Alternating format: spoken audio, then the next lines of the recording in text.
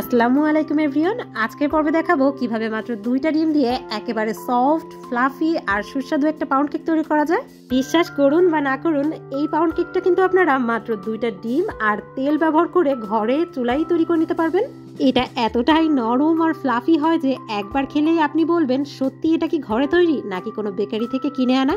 বাচ্চাদের টিফিন থেকে শুরু করে বড়দের চা, কফি কিংবা অতিথি আপ্যায়নের জন্য একদমই পারফেক্ট একটা চয়েস হতে পারে এই সফট, ফ্লাফি বেকারি স্টাইলের পাউন্ড কেকটা। আশা করি রেসিপিটা আপনাদের কাজে লাগবে আর খুবই পছন্দ হবে। আর এরকম আরো সহজ এবং মজার মজার রেসিপি পেতে আমার চ্যানেলটি সাবস্ক্রাইব করে পাশে থাকা বেল আইকনে ক্লিক করে রাখতে ভুলবেন না। এতে করে আমি যে কোনো নতুন রেসিপি শেয়ার করার সঙ্গে সঙ্গে তার নোটিফিকেশনগুলো আপনাদের কাছে পৌঁছে যাবে। চলুন তাহলে শুরু করা যাক।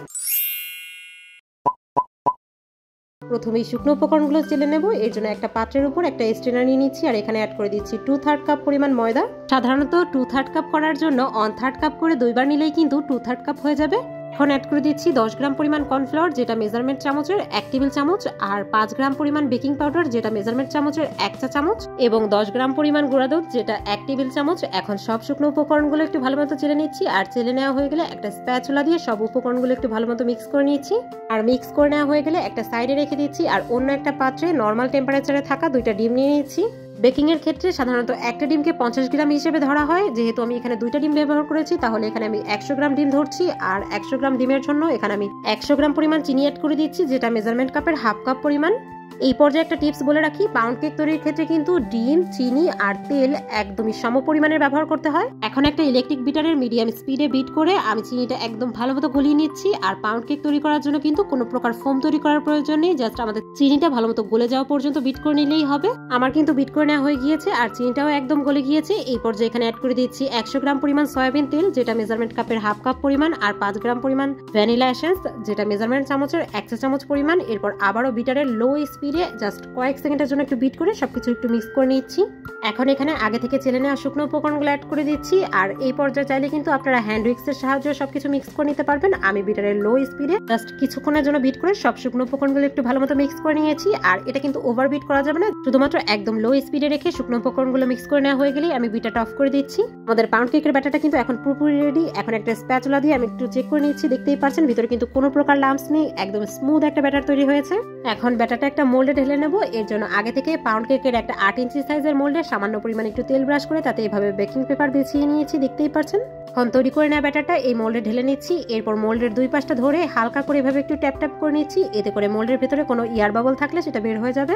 এখন পাউন্ড কেকে সুন্দর একটা ফাটল আনার জন্য একটা পাত্রে নর্মাল পানি নিচ্ছি আর ওই পানিতে হাতটা ভিজিয়ে এভাবে ব্যাটারের মাঝ বরাবর এরকম করে দিচ্ছি। এতে করে কিন্তু পাউন্ড কেকের উপরে সুন্দর একটা ফাটল আসবে। এখন কেকটা বেক করে নেব। এর জন্য চুলায় আগে থেকে একটা সিলভারের পাতিল বসিয়ে 10 মিনিটের জন্য লো আছে আমি প্রিহিট করে নিয়েছি।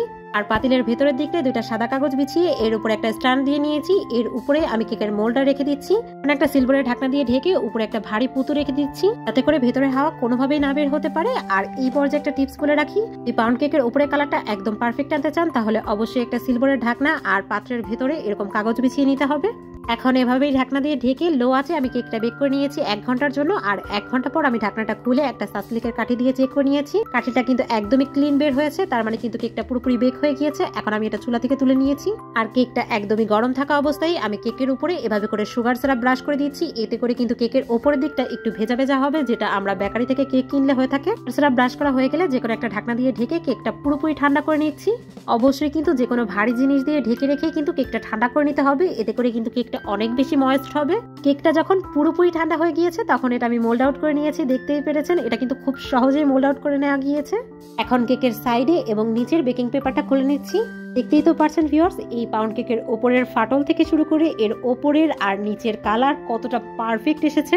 রেসিপির সকল টিপসগুলো ফলো করলে কিন্তু প্রথমবারেই আপনার পাউন্ড কেকটাও এরকম পারফেক্ট ভাবে তৈরি হবে। এখন একটা নাইফের সাহায্যে আমি এই পাউন্ড কেকটা স্লাইস করে নিচ্ছি। আর এই স্লাইস করা দেখে নিশ্চয়ই আপনারা বুঝতে পারছেন এই কেকটা কতটা সফট আর ফ্লাফি হয়েছে। আর এই পাউন্ড কেকের টেস্টের কথা যদি বলি, এক কথায় জাস্ট অসাধারণ। আর দেখতেই তো পারছেন ভিউয়ার্স, এই পাউন্ড কেকটা কতটা সহজে ঘরে থাকা উপকরণ দিয়েই তৈরি করে নেওয়া যায়। ট্রাস্ট মি ভিউয়ার্স, একবার যদি এই রেসিপিটা ফলো করে বাড়িতে পাউন্ড কেক তৈরি করা শিখে যান তাহলে আর কখনোই নামি দামি বেকারি শপ থেকে পাউন্ড কেক কিনে খেতে চাইবেন না।